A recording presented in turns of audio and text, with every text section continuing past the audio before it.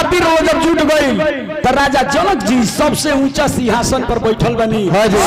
जी सहित सह परिवार बैठल बा। आयने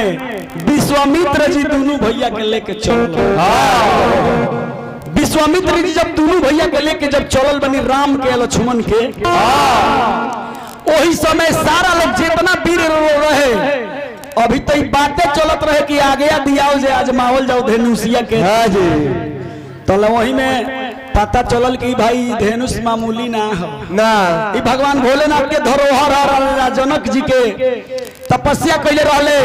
भगवान भोलेनाथ प्रकट होकर पूछले कि तहार नाम जनक, अजी जनक माने जानकार, आ जानकार आदमी के भाई तपस्या के जरूरत क्या पड़ गई।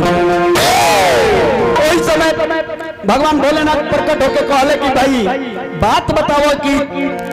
आज तारा तपस्या काहे खातिर करो तारो। कहले जनक जी की जाऊना राम के साझे सवेरे इस संसार नाम रोतेला,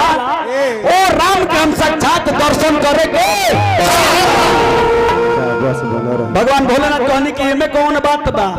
ले जाएगो धनुष बा हमरा लगे धरोहर में ले जाके नित्य दिन पूजा करियो। एगो समय आई धनुषा जग होई तारा द्वार पर, अब बड़े बड़े वीर रहिहन, वही वीर में दूगो वीर रहिहन, जौना में एगो वीर सावर रंग के रही हुए धनुषिया के भंग करी बुझियो ओकरे नाम राम रही। आ उहे राम रहिहन, आ उहे दर्शन होई, आ उहे धनुष के, आ उन्हीं से सीता के शादी। राजा जनक जी के बात याद आ गई।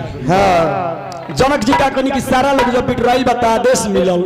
एक एक क के धनुषिया के सब लोग जाता अपन देखे आजमाओ त भाग मोह छोड़ छोड़ के अपन चलल बालो। लेकिन जकरा पता चलल बा एगो हई आई रहे होरिया होरिया बाड़ा सुर के भाई एगो रहे करियावा हो वो आई रहे। वही से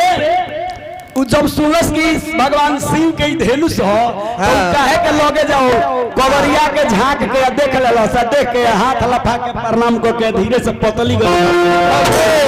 कहत कि हम ना जान पिसाए खातिर रे बाबू ई जे रहे भस्मासुर आ बाणासुर कौन सुर उ जहां जगह पर वालो है धनुष के लगे हमनी के कोनो काम नहीं प्रणाम को के चल गई। आ सारा लोग अजमा अजमा के बैठ गई। धनुषिया लगे जाओ लो जाते फरचहिया पड़े पीछे पड़े बैक, इसके मन में अहंकार रहे। अहंकार जकरा मन में रही धनुष को भी हल्का होई ना। आजकल के कंप्यूटर जौन बावे देखो तो नीनू के हाथ एंगन जाता परछाई जाता तो खुल जाता लॉक को, उहे धनुषिया में भगवान भोलेनाथ वरदान डाल देले रहले कि जेकर मन में पाप ना होई ओकर हाथ जब पहुंची धनुष के लगे अपने मन धनुषिया हल्का हो जाई। तो जे मन में अहंकार के ले रहे पाप रहे कि सीता के लेके आवे के बात उनकर तो मन में अहंकार रहे धनुषिया हाथ पर छाई पड़ल भारी हो जाओ। वही खातिर भगवान के मन में कहे राम के अंदर कोनो पाप ना रहे, यही से राम के उजवा धनुष के लगे बोलावल गई। वही खातिर धनुष भंग करे खातिर ये जो विश्वामित्र जब दोनों भैया के लेके आइल बनी सारा लोग आजमा के हार गई बवे। तो उजवा जनक जी के मन में संताप भइल के लागत है कि धरती वीर विहीन बाड़ी अभी केहू से धनुष टूटे लायक नहीं खे। उजवा के गाना बा कैसे कैसे कैसे कि चिटकी भर सिंदूरवा उधारे रही, अरे चिटकी भर सिंदूरवा उधारे रही, तला गोता की हमार बबूनी उधारे रही है,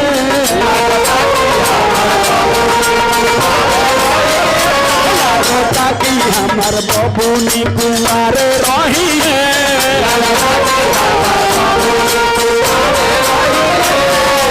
चिटकी भर सिंदूरवा उधारे रही है,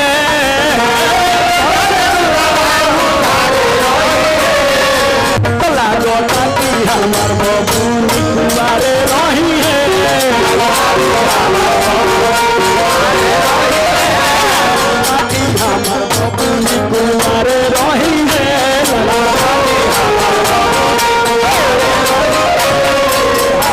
राजा जनक जी के मन में संताप हो गई कि धरती वीर विहीन बाड़ी अब धनुष भंग ना हुई हमार बबनी कुंवारे रह जाई।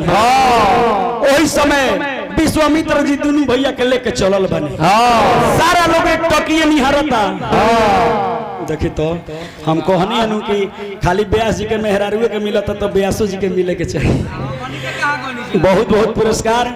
इस शर्मा परिवार के माध्यम से का नाम हुआ बतौले रही तो साड़िए हो माननीय श्री अमरजीत शर्मा जी बहुत बहुत पुरस्कार देनी भगवान से शुभकामना खातिर प्रार्थना वस्त्र भेंट गईनी पहिर के अच्छा नाच दे सोहर गायम तो पेन के नाच दे का करे के बा हां तनी है कहानियां कहली तनी मुनि बावे ए महाराज ओही समय दोनों भैया जब चलल वाले तो सारा लोग एक टकिए निहारत हवे ओ जो विश्वामित्र जी के सहित देख के आ तुलसी बाबा लिखतनी मानस में कि देख लोग सब भय सुखारे एक लोचन चलत न तारे हर से जनक देखी दो भाई मुनि पद कमल गहेत बजाई त राजकुंवर तहि अवसर आए मनहु मनोहरिता तन छाए दूर सागर नगर बनबीरा सुंदर श्यामल गौर शरीरा भूप सहज से कहीं बारा लगे उठावन डरै न तारा डगै न शंभु सरासन कैसे कामी बचन सती मनु जैसे त विश्वामित्र समय सुख जानी बोले अति समय बानी उठऊ राम भजहु बहु चापा मेटहु तात जनक परी लिखतानी मानस में चौपाई उठाओ तो ए चौपाई के अर्थ भइल कि जब दोनों भैया चलल बलो तो सारा लोग एक टपिए निहारत तक भाई हेते बड़ा बड़ा वीर हार गइले हई दूध मुहा लइका दुगो आवत तरह समय गली से कैसे धनुष धारी है देखिए हई कितना बिटोरी 5 साल के व्यवस्था हो गई मलकिनी के चली 5 साल खरीदे का ना पड़ी भगवान से शुभकामना खातिर प्रार्थना रही आ शर्मा परिवार में शर्मा जी ब्याह से आवेले शर्मा परिवार में शर्मा ब्याह से आवो तबेले अच्छा का है सभे जानते बवे ए महाराज चलिए वस्त्र मिलल अब तो चाहे साड़ियों का संगे संगे बर्तनों मिलल बा आलू मिलल बा एही तरह आई तरह मौली खातिर काठरा आइल बा एमे आटा सन अच्छा ठीक बा तबे नु जान तो पूछियम जी काठरा कहां मिल गइल हवे तो हम गई रहनी भाई पुरुषोत्तम मुड़ा में शर्मा परिवार में वहां सब दान कइले बनी है के हां जी ए महाराज अब देखी हरिहर सब्जी अब आदेश मिलल बा केहू से धनुष भंग ना भइल तो भगवान चारी ओर ताकत नहीं कि अब कौन उपाय बा विश्वामित्र जी आगे दे देहनी ये राम अक्का देखले बड़ा धनुष के भंग करो भगवान धनुष करके पहुंचल बनी ऐसे गुरु के प्रणाम कर बनी धरती के प्रणाम कर बनी माता पिता के प्रणाम कर बनी पूरा ब्रह्मांड के देवता लोग के प्रणाम कर बनी सारा ब्रह्मांड के देवता लोग फूल लेके अब बरसावे खातिर ताकत कि भगवान जब धनुष के भंग करम तो फूल बरसा के नाचल जाई हमनी नाचल के शामिल रहे तो देवता नाग गंधर्व किन्नर चार जना फूल लेके जैसे भगवान गइल बानी धरती के प्रणाम करके धनुषिया के धैले बने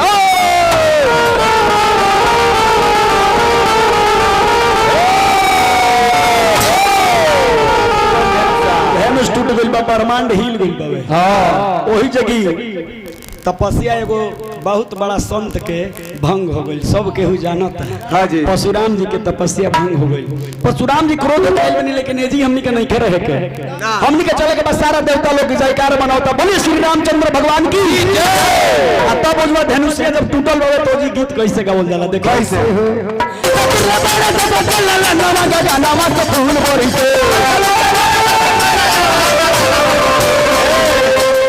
आए करे के जाए है और पूर्व में है आरा बक्सर भोजपुर बलिया जिला गाजीपुर का बड़ा बढ़िया करके दर्शावे ला है कि भाव में आके ए बाबू ना उना हो यही गीतिया के गाव लो कि दिन रात रोले बाड़े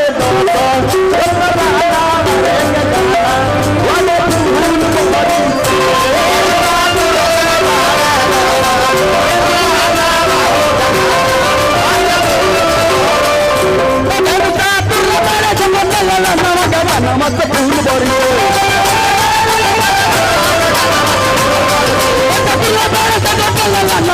नमक फूल बड़ी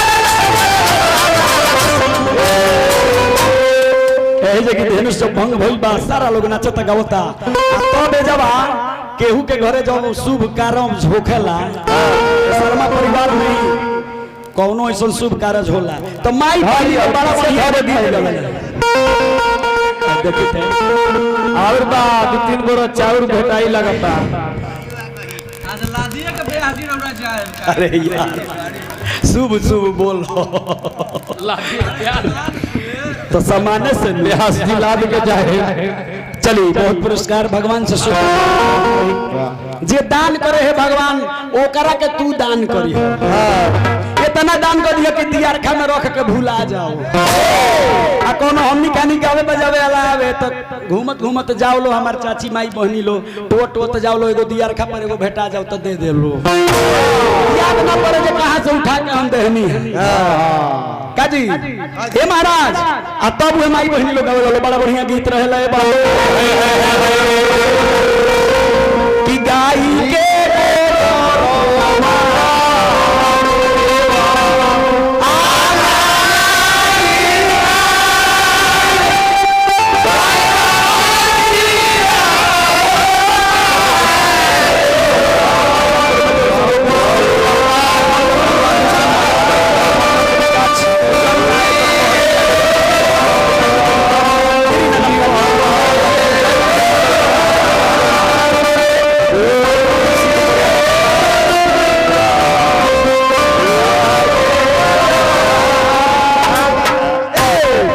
हमने के कहानी रही। हाँ। एकरा बाद